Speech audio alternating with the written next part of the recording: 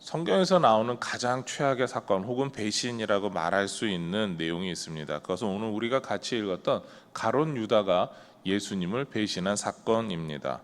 마가복음에서 이 배신의 과정을 오늘 말씀과 같이 이야기하고 있습니다. 가룟 유다는 대제사장들과 서기관들과 장로들에게서 파송된 무리, 이렇게 그 무리들과 함께 이야기를 하게 되죠. 44절 말씀입니다. 예수를 파는 자가 이미 그들과 군호를 짜 이르되 내가 입맞추는 자가 그이니. 가룟 유다는 군인들의 무리와 이미 신호를 맞추었습니다. 누구를 체포해야 되는지, 언제 어떻게 잡아가야 하는지 등에 대해서 알려준다라는 것이죠. 그리고 가룟 유다는 예수님께 와서 존경과 격려의 입맞춤을 하게 되죠. 45절입니다. 이에 와서 곧 예수께 나와 랍비여 하고 입을 맞추니. 가룟 유다는 예수님을 향해서 선생님이라고 부르며 랍비어라고 부르며 입을 맞추었습니다. 모르는 사람들이 보기에 예수님을 사랑하고 존경하는 모습이었습니다. 그렇게 인사를 나누고 있는데 갑자기 무리가 난입해서 예수님을 잡아가는 것이죠. 가룟 유다는 예수님을 이렇게 은 30개에 팔아 넘겼습니다.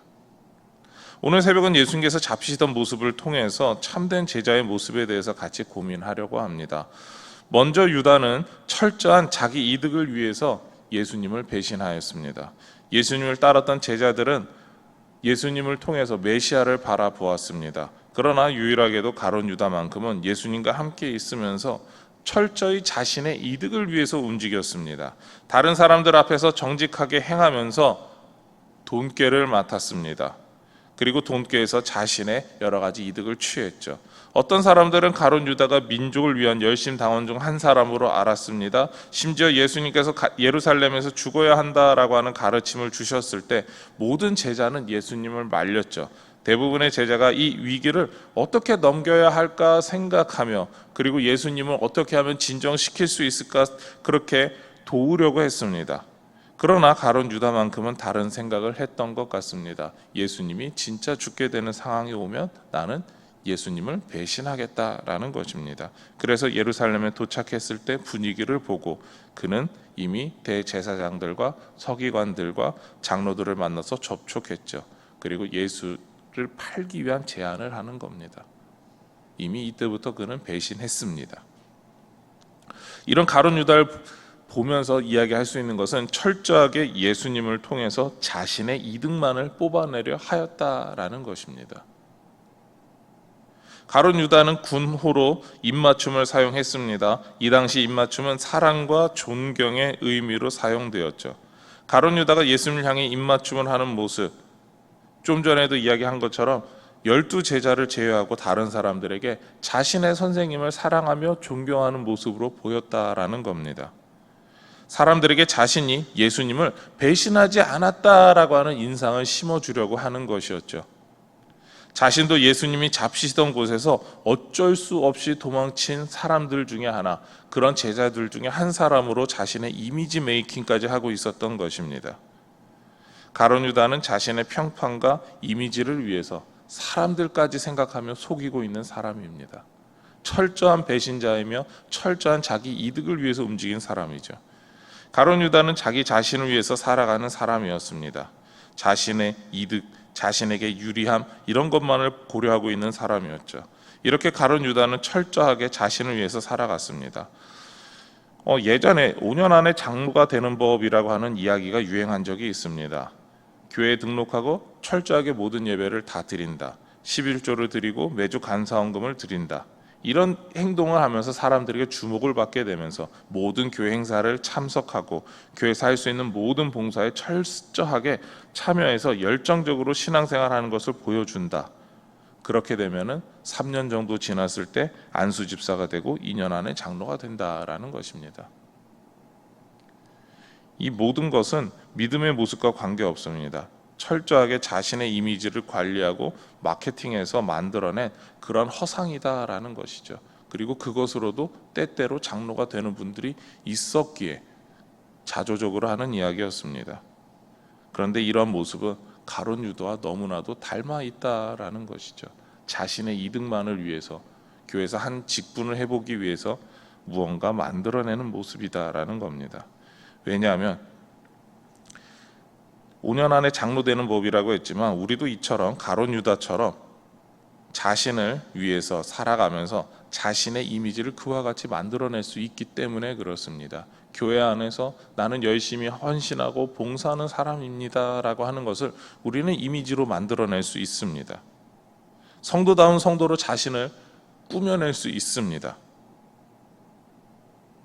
그것이 참다운 믿음일까요?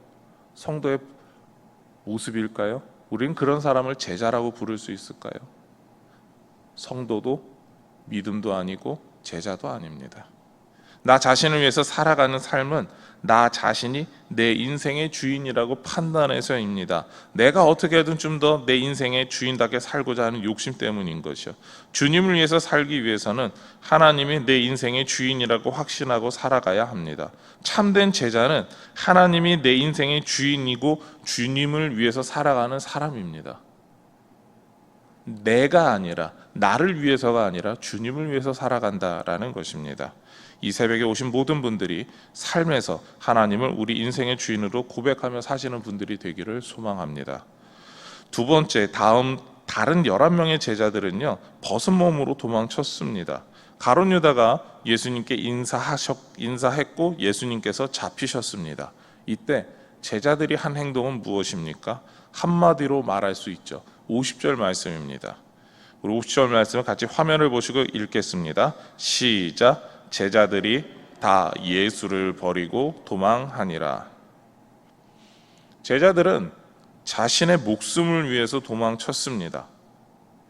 가룟 유다가 자신의 이득을 위해서 예수님을 배신하고 팔았다면 제자들은 예수님을 버리고 도망갔습니다. 자신의 생명을 구하기 위해서 도망간 것이죠. 다른 복음서에서 베드로가 대제사장의 종 말고의 귀를 베었다라고 말합니다. 그리고 이렇게 귀가 베어졌을 때 예수님은 말고의 귀를 고쳐주시는 모습을 보여주셨죠. 예수님께서 분명히 이 사태를 해결하실 수 있는 무언가 능력이 있음을 보여주셨습니다. 심지어 예수님께서 그 고치시는 모습을 보고도 제자들의 한 행동은 도망이었습니다. 예수님을 버려두고 자신들의 살기를 찾아간 것이죠. 이렇게 도망친 사람들 중에 조금 특이한 사람이 있습니다. 52절 말씀인데요. 베옷 이불을 버리고 벗은 몸으로 도망하니라. 이 당시의 사람들은 자신들의 겉옷을 자신의 이불로 사용했습니다. 그러니까 겉옷이라고 하는 것은 자신의 일상복이면서 밤에 잠을 잘 때 사용하는 필수적인 의복이었습니다. 옷감이 귀하고 비쌌기 때문이죠. 그런데 그 사람과 다르게 이 베옷 이불을 사용한다라고 하는 것은 이 사람은 겉옷을 벗고 자신의 잠자리에서 덮을 수 있는 무언가가 있는, 그러니까 옷감이 좀 많이 있는 그런 부자다라는 겁니다. 그래서 베옷 이불은 부의 상징이었습니다. 귀한 부잣집의 사람, 바로 그 사람이 이 청년이었다라는 것이죠. 부잣집 청년이 밤에 예수님의 잡는 모습을 보다가 구경하러 따라 나온 것입니다. 그리고 병사들의 위협에 그 청년도 도망가게 된 것이죠. 학자들은 도망친 부자 청년인 마가복음을 기록한 마가 요한 본인이다라고도 말합니다. 우리가 이야기할 수 있는 건 이거죠. 마가 요한이 이렇게 구경했다라고 하는 것보다 예수님을 따르는 사람들 중에서 좀 특이한 사람이 있었는데 왜 이 사람을 굳이 집어넣었을까라는 거죠. 자신의 어떻게 되면 부끄러운 모습인데 이 부끄러운 모습을 통해서 무엇을 이야기하고자 했느냐라는 겁니다. 예수님의 제자들은 예수님을 버리고 도망쳤습니다. 구경하던 마가 요한도 마찬가지죠. 그리고 제자들과 마가의 모습은 묘하게 닮아 있었습니다. 왜냐하면 마가 자신이 살기 위해서 겉에 둘렀던 베옷 이불을 벗어놓고 도망간 것처럼 예수님의 12제자도 나머지 11제자들도 무언가를 벗어놓고 도망쳤기 때문입니다. 손자병법의 36개 중 21개는 금속 탈각의 개라고 이야기를 합니다. 적군이 압도적으로 강대하여 저항해봤자 손해만 확대될 상황에서 안전하게 철수하기 위한 방법인데요. 이것은 매미가 허물을 벗고 떠나 날아간 것처럼 마치 그 자리에 머물고 있는 것처럼 보이게 위장해놓고 도망치는 모습을 뜻합니다. 그러니까 제자들은 자신이 안전하기 위해서 예수님을 버리고 도망쳤습니다. 자신의 안위를 위해서 자신들이 가지고 있어야 되는 모습, 바로 예수님의 제자라고 하는 그 모습을 버려놓고 도망친 것이죠. 가룟 유다와 나머지 제자들은 동일하게 자신을 위해서 예수님을 배신한 것입니다. 이러한 배신의 일에 성경에서는 놀라운 이야기, 특히 이 예수님을 잡으러 온 무리와 함께 이 이야기를 하고 있습니다. 49절 하반절인데요. 이는 성경을 이루려 함이니라 하시더라. 가룟 유다가 배신해서 병사들이 예수님을 잡으러 온 모습이나 예수님의 11 제자가 예수님을 배신하고 도망치는 모습이나 전부 다 하나님의 말씀을 이루기 위해서다라는 겁니다. 바로 구원의 일을 위한 과정이라는 것이죠. 예수님이 이러한 말씀은 철저한 순종의 모습을 보여주고 있습니다. 예수님을 철저히 순종하지 못해서 예수님을 버리고 도망친 11명의 제자, 그리고 자신의 이득을 위해서 예수님을 배신한 제자의 모습이 아닙니다. 그러나 예수님께서 말씀하시는 참된 제자의 모습은 어떠한 상황에서도 자기 이득이나 그리고 자신의 목숨을 위해서 자신이 갖고 있는 모든 것을 버려놓고 도망가는 게 아니라 철저하게 순종함으로 죽을 수 있는 사람, 그 사람이 바로 참된 제자임을 말씀하고 계십니다.